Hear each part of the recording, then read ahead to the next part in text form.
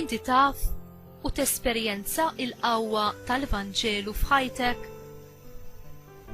Ġesu bat lid-dixxipli tiegħu biex ikomplu il-ħidma li hu ried iwettaq biex ixandru il-kelma ta' Alla u jwasslu il-qawwa tiegħu li tfejjaq lil kull min hu imdejjaq, lil kull min hu bla tama u jonqsu l-kuraġġ minħabba kull xorta ta' tbatija li l-bniedem jgħaddi minnha.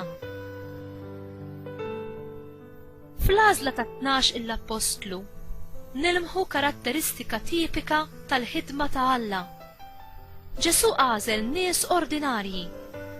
Ma kinux professjonalisti, lanqas kellhom xi rikkezzi jew xi pożizzjoni importanti. Għażilhom minn qalb in-nies komuni li kienu jgħixu ħajja ordinarja. Ma kellhom xi edukazzjoni speċjali u ma kellhom l-ebda vantaġġi soċjali.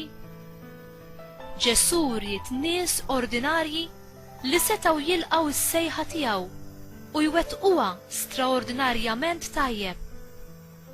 U għażel lil dawn l-irġiel mhux għal dak li kienu, imma għal dak li kienu jistgħu jsiru taħt id-direzzjoni u l-qawwa tiegħu.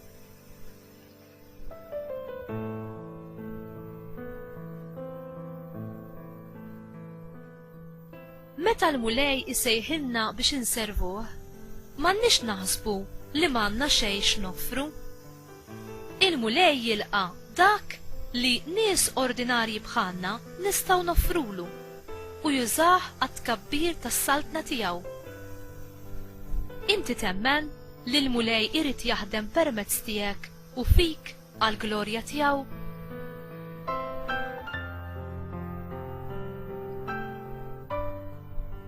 Mulej, inti għażiltni biex inkun dixxiplu tiegħek. Ħu u ilqa' dak kollu li għandi x'noffrilek, żgħir kemm hu żgħir, għall-glorja ta' ismek. Amen.